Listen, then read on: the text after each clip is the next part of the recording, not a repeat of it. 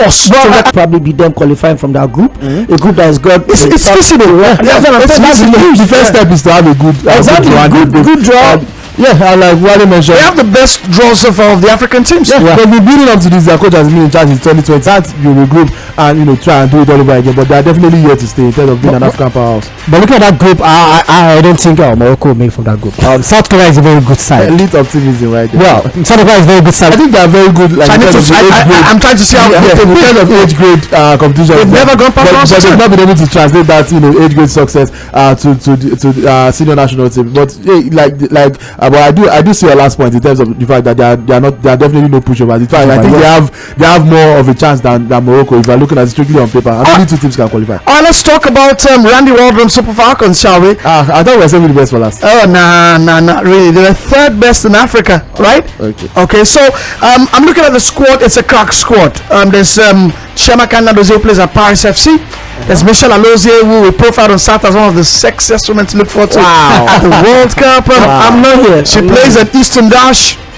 There is Osinachi Ohale, who plays at Alaves.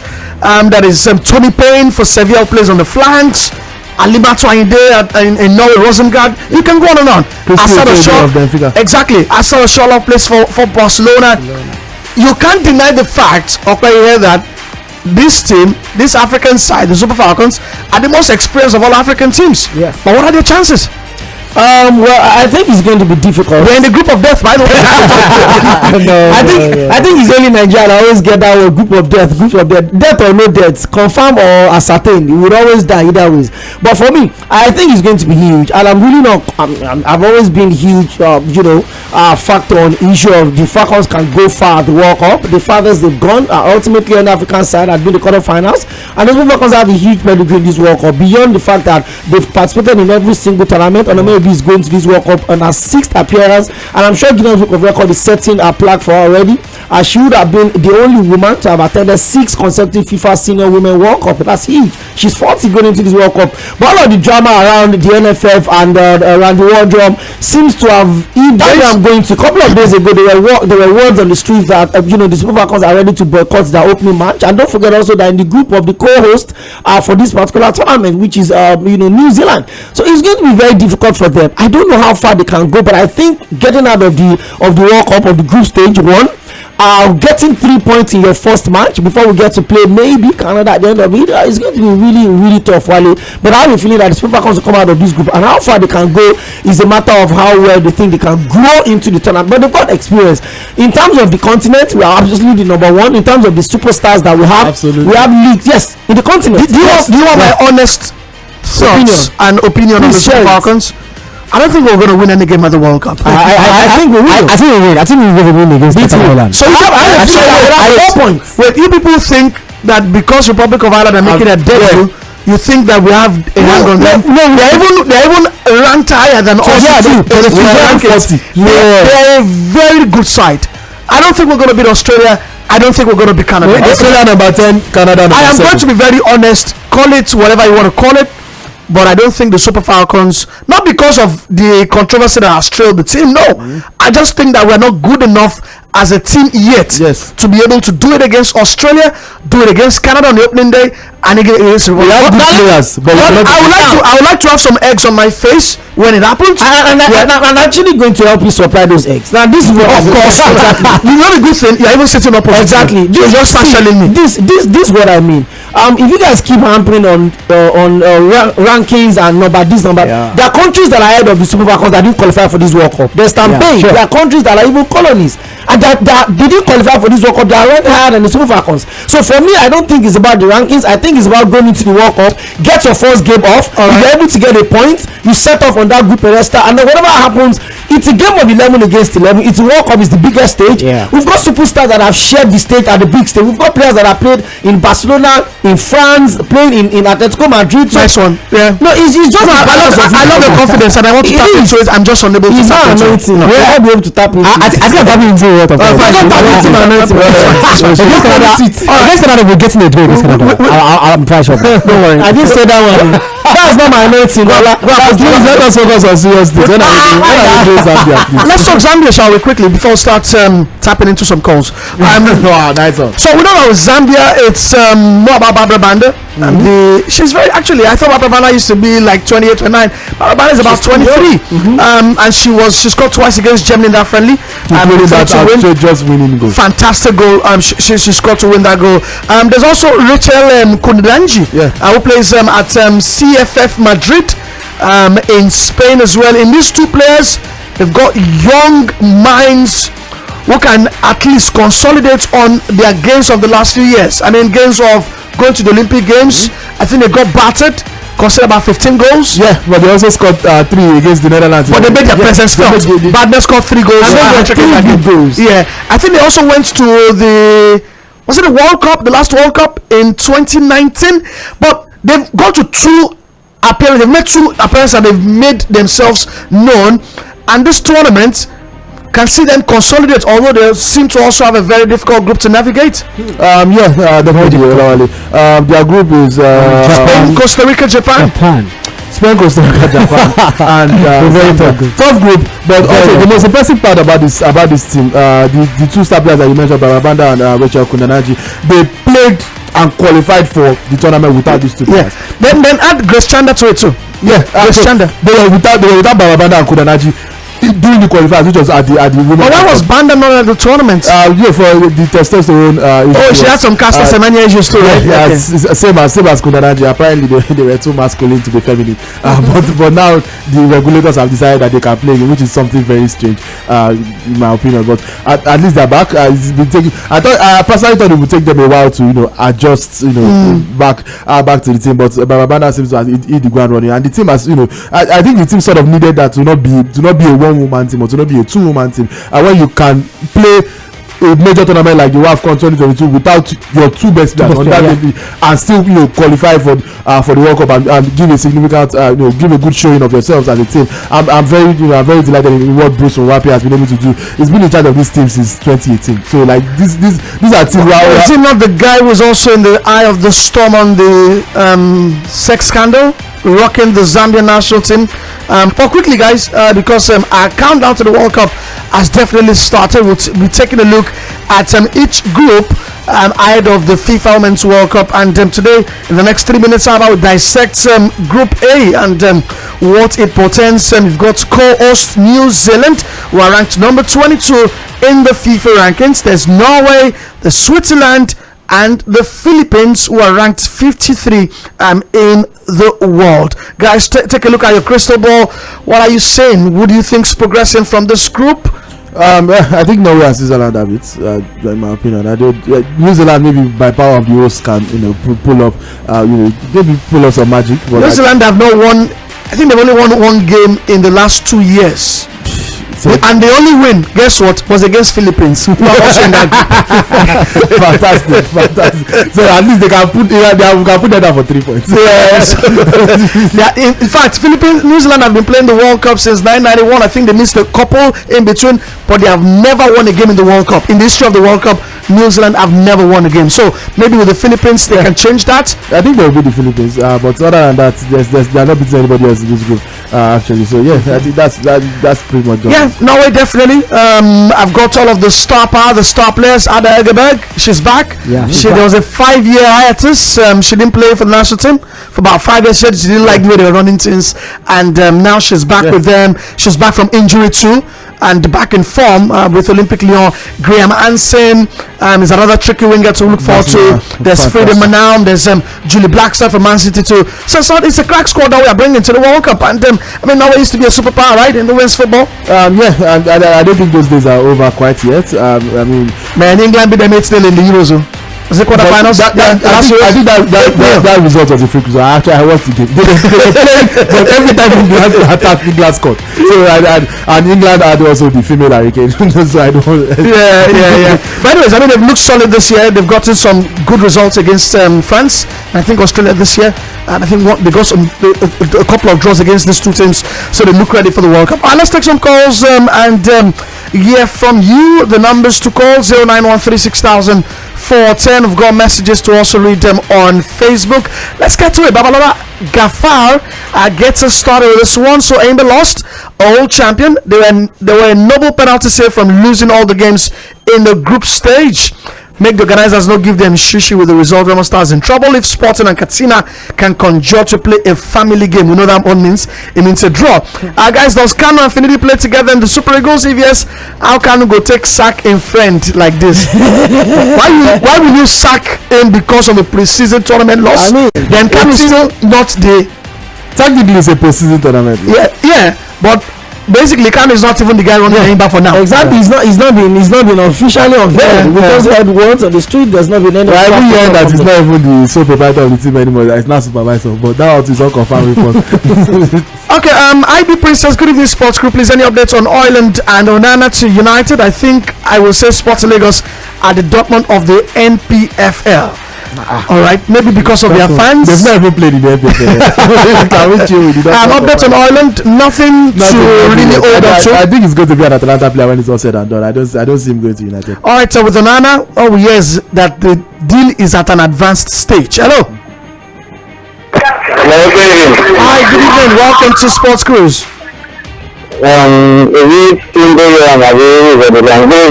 name is Olawale Adigun. Okay, Olawale, good evening to everybody in the studio. Yeah, good evening. My name is Tunde from Ojo. All right, you can go on. Okay, I'm just surprised because I've been following these 14 days. I was not happy when the first leg got out against England. But now that they won the next, I'm very, very happy. I'm very congrats to them. I'm very happy for Sporting Lagos. And he said something about New Zealand winning all these Philippines. And you think we see them again in this World Cup.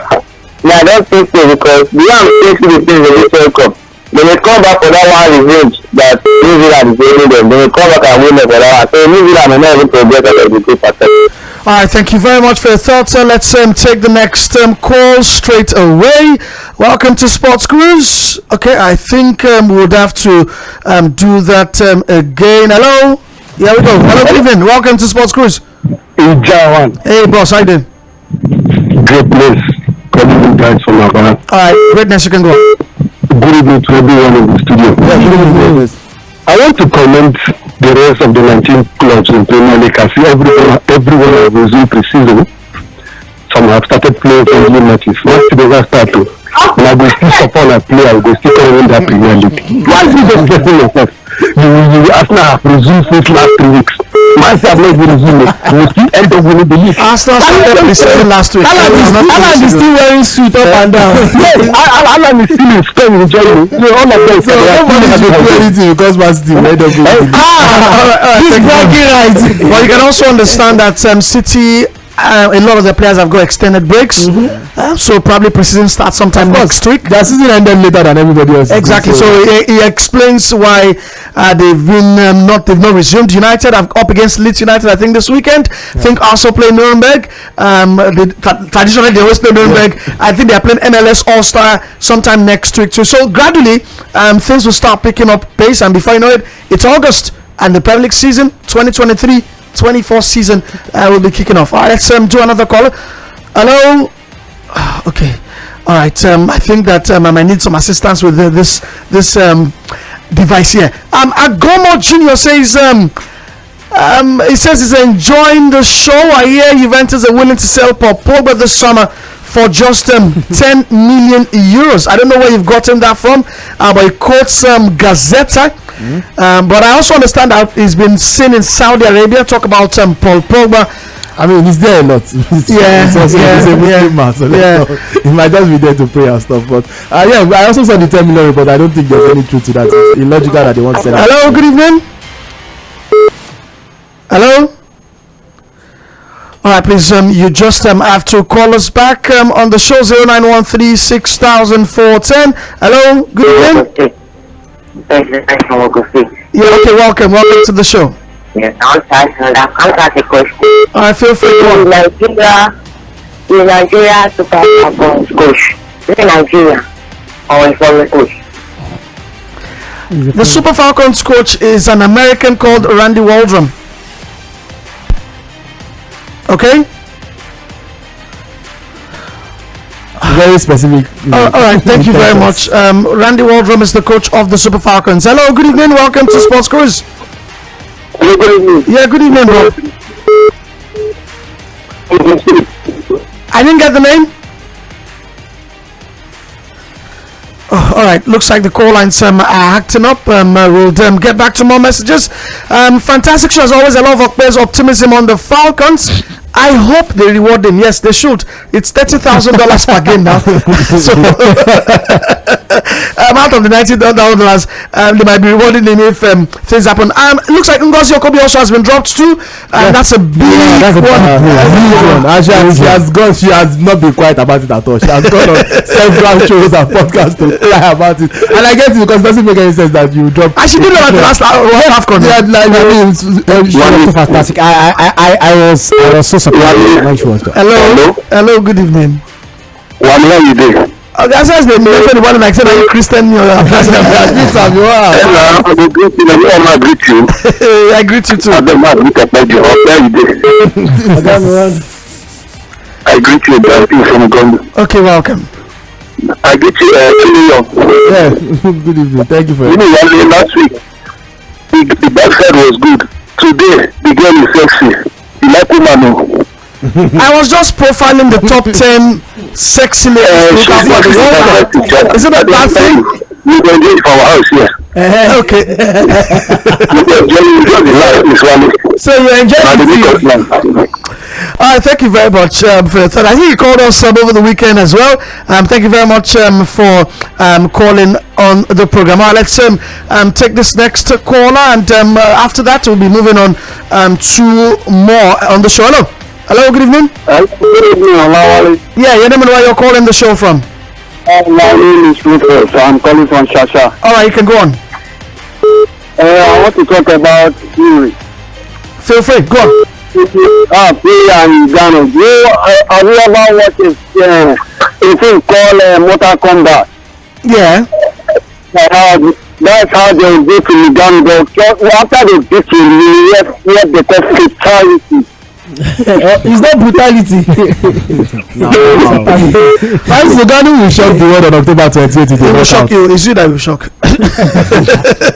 Alright guys, let's quickly talk about Manchester United's price tag on their captain, Harry Maguire. Although I don't think he's the captain anymore because Eric Ten Hag says very soon he'll be announcing a new captain for now the side, and it's heavily touted it's going to be Bruno Fernandes. Should be. I mean, pending the announcement. But the price tag Ola on Harry Maguire by United is at £50 million. Is that too much to ask for Harry Maguire? I think that's too much for a player that is not playing for the team. He's not even in the team yet. We don't know how good he is anymore because I've not been in the team for so long. I think that price tag is much. Maybe 40, 35. Now it's not. I mean, let's take a look at his profile. He's club captain of the famous Manchester United. Yeah. They paid a world record fee to bring him 4 years ago, right? Is England's starting centre back, 57 caps to his name. In that context, £50 million, it's not bad. It's small. It's still too much. It's small. Still, I'm looking at it's small. It's still more for me. I think he has not been playing. He has not come by himself in glory with the Manchester United team, and putting that price tag of £50 million on that, I think it's absurd for me. I don't know. I see your last point. It is much for a player that you actually want to sell, because if you look at it, his stock is down. His rate is market value on transfer market is €20 million. Yes, granted they signed it for 80 million in 2019, but his contract expires in 2025. 2 years left on his deal. You want to sell him? Nobody is paying 50 million for a player that they know you want to sell. So from that perspective, yes. If you are just if you want to sign Harry Maguire on a normal day, 50 million is not enough. Yeah, guaranteed. But the fact that United want to sell him and everybody's aware, they've lost that leverage. So but you can't blame United too. They need the money. Remember that their recruitment program for this summer is going to be highly based on player sales. Yeah, because so you can understand why. But also on the flip side, £50 million on Harry Maguire, I have to be honest with you, it shows that United are just wasting their time. They really don't want to say that's nobody's going to pay that much. It depends on where Harry Maguire wants to go to next. If you still want to stay in mainstream Europe, you still want to play Champions League football, then you guys may think that £50 million is too much. Which Champions League team do you think is ready to pay? Maybe an English can. Where's that same amount of money you invest in Kim Min-jae? Bayern Munich are signing Kim Min-jae for that exact amount of money. English-based players are really a bit difficult. A lot of them don't even want to leave England. I think that if Maguire wants to leave and clubs in Saudi Arabia are coming for him, I think just like Tunde, I think Manchester United have made it open that they are willing to sell. I think he's going to drop his competitiveness. Maguire will also know that. I think that Saudi Arabia is out of it. I mean, this guy is England's starting centre back. Despite all that has happened, Southgate has faith in him. I think it's only Saudi Arabian club that can put that amount of money. United wants 50 million for a 30-year-old that has not played too much last season and is clearly out of favour and has 2 years left in his contract. Starting centre back for England. These things are mad. It's just starting centre back for England. See, but I think that's how it. I think basically. I don't understand what you mean. This conversation. How many games did Messi man play for last season? I think Southgate has a preference for Maguire. That's why. Because he's the him. No, did you hear what he said? He said Maguire gives England 30% chance of winning games before they start. Guys, calm down. Enough of the whole England thing. I think I just wanted us to focus on the United price tag here. And Voice talked about, so last week we talked about United have been very bad in doing business. This just shows it once again that United don't catch on quick. United have been very bad at this for so long in terms of player sales. Yeah, they don't know how to sell players. In the last 10 years, Arsenal, Spurs, Liverpool, each have raked in about 300 million. Yeah. In the last 10 years, Chelsea have raked in about 700 million. Even this last summer, Chelsea have raked in about 170 million. United in the last 10 years have raked in only £130 million. That's how bad they are at business. Well, let me tell you, this whole Maguire thing just tells you again. Look at United's record sales. Cristiano Ronaldo is the most expensive departure. Ronaldo was 2009. Imagine. At 90 million euros. Look, they followed by Lukaku to Inter, followed by Di Maria to PSG, and David Beckham in 2003 to Real Madrid. 37 million. They sold David Beckham to 37 million euros to Real Madrid in 2003. He is still the fourth most expensive player to leave the club. And 500 million to San Antonio. United, they have to be very much realistic, with their demands on players. They put about 40 million on Anthony Martial. That's not being realistic. I don't know who's going to pay to buy that. It is okay to test the waters with those starting prices, but I mean, Rivers now could pay 65 for Havertz. The fact that you put a price tag on the player is what the fact that you put a price tag on the player means you want to sell the player. Anyways, I don't think it's worth 50 million, but maybe if they drop it down to about 30 million, there are a couple of clubs who definitely as a Chelsea fan, I would take him for 30. Let's be honest, on his day, Harry Maguire is a solid centre-back. Good defending in the box. Yeah. You just get a feeling that is not suitable for the way some teams want to play their football. I think he also has a weird build in terms of being a centre back, and that's just what I think. But it was supposed to be United's answer to Virgil van Dijk. Yeah, it was that guy that. But for 30 million, 25 million, maybe United can sell their man. But for 50 million, I'm not sure anybody's ready to snap at that. We've got 2 minutes left to wrap things up. We'll take 1 or 2 more calls, and we'll be saying our byes on Sports Cruise. Hello, good evening, welcome to the show. Just quickly, you have a Solomon on the line. Right, Solomon, quickly. Question that I want to ask, and before that question, kí wọ́n gbé Maguire lọ sí abúlé mẹ́kọ̀ọ́ bóyá wọ́n á rògbò fìtà. That one aside. Samson Siasia was banned by FIFA. When is it going to be banned? When are they going to leave the ban? That's number one. Then number two, Chelsea said Mendy. As it is today, apart from their first goalkeeper before the season ends, who is their second goalkeeper for now? I think this is still serious. Thank you. Thank you very much. On Samson Siasia, I've got no info on that. Maybe tomorrow I'll be able to get you additional information if I do have. With Chelsea's first goalkeeper, he has to be Keparitha Balaga, and second is Gabriel Scolina. Scolina, and they still have Bettinelli also in the books at Chelsea as well. Scolina is on the books. All right, that's how much we can take that size of our package this evening on Sports Cruise on Mainland 98.3 FM. We'll be back tomorrow by His Grace. Okay, thank you very much. Tunde, thank you very much. And Olawale Adigun will also join us on today's edition of the show. Let's do this again tomorrow by His Grace. Good evening.